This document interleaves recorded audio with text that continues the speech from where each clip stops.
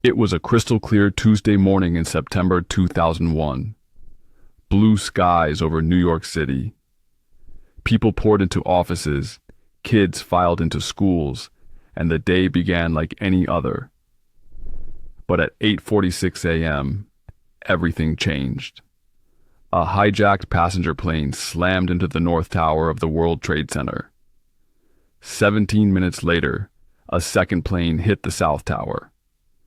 By 10:28 a.m., both skyscrapers had collapsed in clouds of dust and debris. Nearly 3,000 people died that day in what was immediately called the deadliest terrorist attack in history. The images were burned into the world's memory. Smoke, sirens, the sound of screaming and falling steel. The official story said 19 hijackers from al-Qaeda, led by Osama bin Laden, had carried out the attacks. But even as rescue workers dug through the rubble, whispers began. Whispers that would grow into one of the most powerful and controversial conspiracy theories of all time. People began asking, was 9/11 really just an act of terrorism, or was something much darker at play? In the months after the attacks, the government released its official narrative. 4 planes hijacked by al-Qaeda, 2 hitting the Twin Towers, 1 striking the Pentagon, and 1 crashing in a Pennsylvania field after passengers fought back. But for some, pieces of that story didn't add up. Internet forums, early blogs, and late-night radio shows began buzzing with claims of inconsistencies. In 2005, a self-published film called Loose Change appeared online. It wasn't slick or expensive, but it became a phenomenon. Millions of people watched it. It suggested the U.S. government had either allowed the attacks to happen or had orchestrated them as a false flag operation, a secret act blamed on an enemy to justify war. This wasn't just fringe talk. Polls in the years that followed showed significant numbers of people in the U.S. and abroad doubted the official story. 9/11. Truth groups formed, holding rallies and creating websites dedicated to proving what they called the inside job. Believers in the 9/11 inside job theory point to a handful of smoking guns. One of the most famous is Building 7. This was a 47-story skyscraper near the Twin Towers that wasn't hit by a plane, but collapsed later that afternoon. To skeptics, the way it fell looked like a controlled demolition. They note how it seemed to drop straight down, floor by floor, into its footprint. The official investigation blamed fires ignited by falling debris. Conspiracy theorists call that impossible. Then there's the footage of the planes hitting the towers. Some believers argue the towers shouldn't have collapsed from fire alone.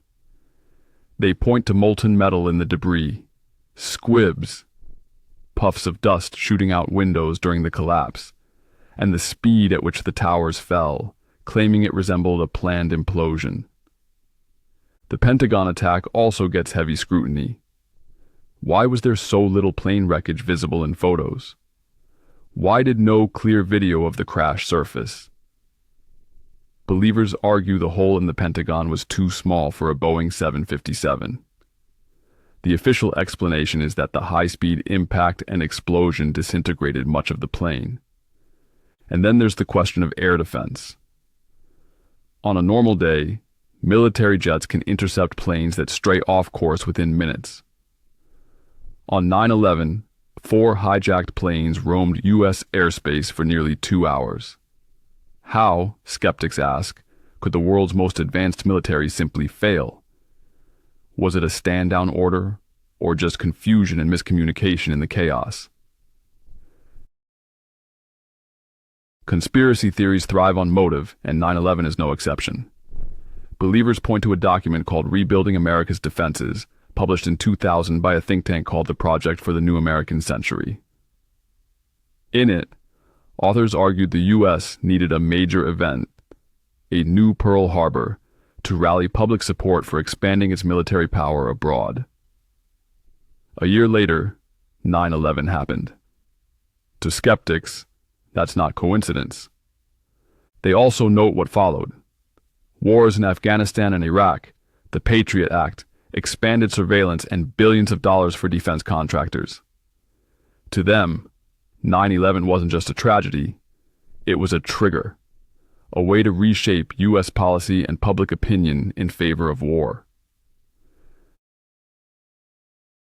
In the 2000s, the internet was exploding. YouTube was new, social media was growing.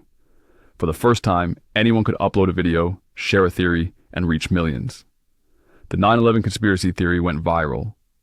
Clips of the towers collapsing, slowed down and zoomed in, were dissected frame by frame. Blogs posted long lists of anomalies. People traded government documents, patents, and old news clips, trying to connect dots.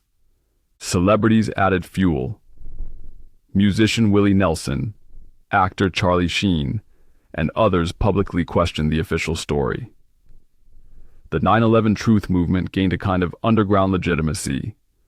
Conferences were held, books were written. To believers, they were uncovering the biggest cover-up in history. The U.S. government created the 9/11 Commission to investigate the attacks. In 2004, it released a 585-page report concluding there was no evidence of a government plot. NIST, the National Institute of Standards and Technology, did a separate study of the building collapses, finding that fire and structural damage explained the destruction of Building 7. But to believers, those reports were just part of the cover-up. They argue the investigations ignored key evidence, relied on flawed science, and were designed to reassure, not reveal. Even 2 decades later, debates rage on forums and at rallies. Engineers and architects for 9/11 Truth, an organization of professionals, continue to demand new investigations. Meanwhile, debunkers counter every claim, pointing to science, physics, and the sheer logistical impossibility of staging such a massive false flag attack without leaks. Part of what makes the 9/11 inside job conspiracy so enduring is that it's tied to a real, traumatic event. People saw it happen live. They felt the shock and fear. Traumatic events often leave gaps, unanswered questions, unexplained details.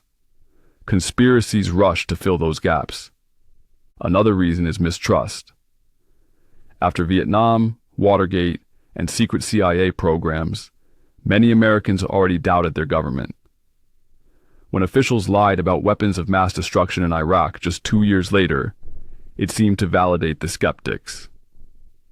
If they lied about that, why not 9/11? Finally, the imagery of 9/11 is cinematic. The collapsing towers, the smoke billowing across Manhattan, the Pentagon in flames. It feels like a movie. And in a world where special effects can make anything look real, some people find it easier to believe the whole thing was staged. More than 2 decades after the attacks, the 9/11 inside job theory is still alive.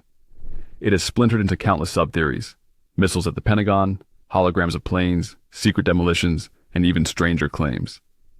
For some, it's about seeking truth and justice. For others, it's about control and power. But for all, it's a story about doubt, a refusal to accept the official version of one of the most important days in modern history. Whether you believe it or not, the 9/11 inside job theory has become a part of the event itself, shaping how millions of people understand what happened that morning. It's a reminder of how tragedy, secrecy, and mistrust can combine to create a narrative as powerful and enduring as the event it surrounds. The next time you see a photo of the Twin Towers rising against the New York skyline, remember this. For some, those buildings are more than just the site of an attack. They're the stage for what they believe was the greatest deception ever pulled on the American people. And whether you see 9/11 as history, horror, or hoax, one thing is certain. The story isn't over. It lives on in whispers, forums, and late-night discussions. an echo of smoke and steel that refuses to fade. As always, visit us at readtherealstory.com for more chilling stories you won't find anywhere else.